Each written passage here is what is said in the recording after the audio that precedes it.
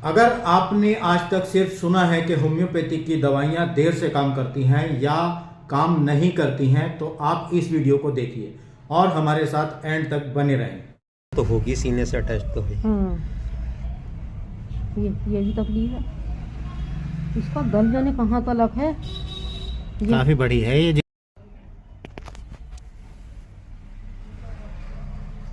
यहाँ पे दर्द है? ना यहाँ नहीं है। पहले तो यहाँ तक दर्द था ना? हाँ, यहाँ पर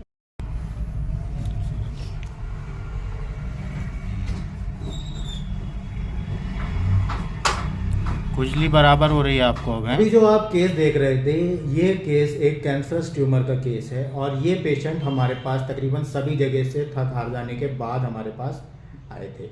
तो यहाँ पर क्या होता है कि आमतौर पर सबने सुना होगा और आप भी ने भी सुना होगा कि जो है होम्योपैथिक की जो मेडिसिन हैं वो काफ़ी देर से काम करती हैं, या अक्सर ऐसा होता है कि काम करती ही नहीं है ना?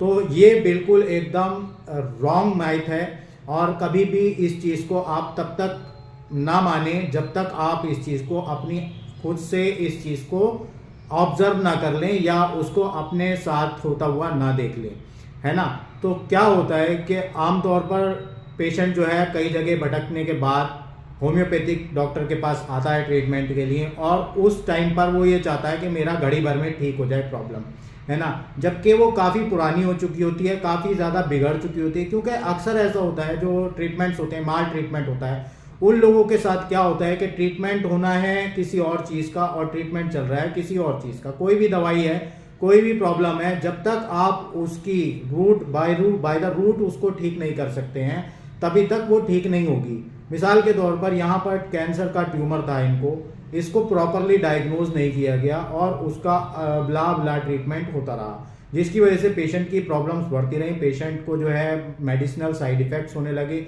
मेडिसिनल साइड इफेक्ट्स होने के साथ साथ उनको और भी प्रॉब्लम्स बढ़ गई, जैसे कि चक्कर आना, सर में दर्द और खून की कमी होना, इनडाइजेशन, खाना हजम ना होना, एसिडिटी, कॉन्स्टिपेशन।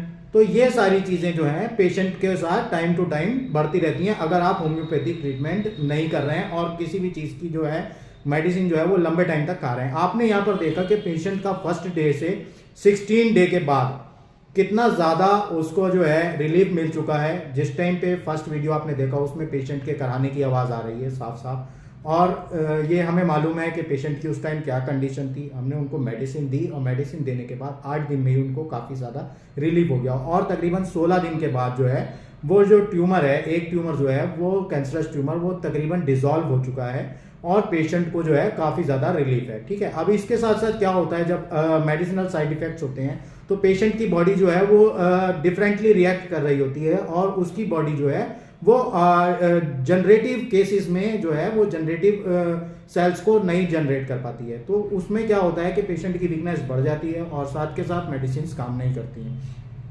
अगर आप होम्योपैथिक ट्रीटमेंट में आते हैं इस चीज़ को लेकर, तो कहीं ना कहीं कभी कभी ऐसा होता है कि अगर डिजीज़ बहुत ज़्यादा बिगड़ी हुई है तो कभी कभी ऐसा होता है कि थोड़ा सा ज़्यादा टाइम लग जाता है, लेकिन फिर भी फर्दर होम्योपैथिक का जो डॉक्टर होता है वो उसकी कोशिश, होम्योपैथिक का या कोई सा भी डॉक्टर है, कोशिश ये रहती है कि पेशेंट को जो है जल्दी से जल्दी रिलीफ मिले। और होम्योपैथिक मेडिसिन के में जो केस में जो आता है वो ऐसा होता है कि मेडिसिन जो हैं वो नर्व्स पे काम करती हैं।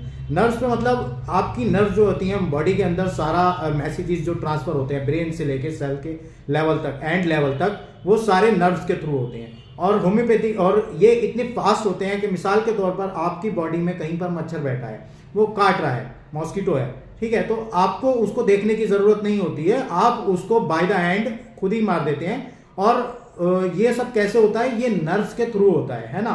नर्व्स जो होती हैं वो ब्रेन को सिग्नल भेजती हैं, ब्रेन जो होता है वो वर्किंग जो सेल होता है उसको सिग्नल भेजता है और ये काम सेकंडों के भी बहुत छोटे पार्ट में हो जाता है ना। तो यहाँ पर क्या होता है, होम्योपैथिक की मेडिसिन जो होती हैं वो इन्हीं नर्व्स के थ्रू काम करती हैं और सिर्फ इसको आपको खाने की जरूरत नहीं होती है, कई बार आपको सिर्फ इसको टंग पर रखने के लिए जरूरत होती है और वहीं से इसका काम शुरू हो जाता है। तो आपने अभी देखा किस तरीके से ये पेशेंट जो है कैंसरस ट्यूमर है, कैंसर का ट्यूमर जो बरसों ट्रीटमेंट कराते रहते हैं लोग और वो लगातार बढ़ता रहता है। उसकी एंड में क्या होता है, ऑपरेशन की नौबत आ जाती है, कीमोथेरेपीज होती हैं, तरह तरह के साइड इफेक्ट्स होते हैं, बाल उड़ जाते हैं सर के, और न जाने क्या क्या होता है, और कई सारे केसेस में पेशेंट बच भी नहीं पाता है। लेकिन होम्योपैथिक के केस में क्या होता है, होम्योपैथिक में जब आप ट्रीटमेंट के लिए आते हैं तो आपको रिकवरी रेट जो है वो आपको 99.9% मिलेगी, और यहाँ पर आपको फैटेलिटीज बहुत कम मिलती हैं। तो जुड़े रहिए हमारे साथ, सब्सक्राइब कर लीजिए।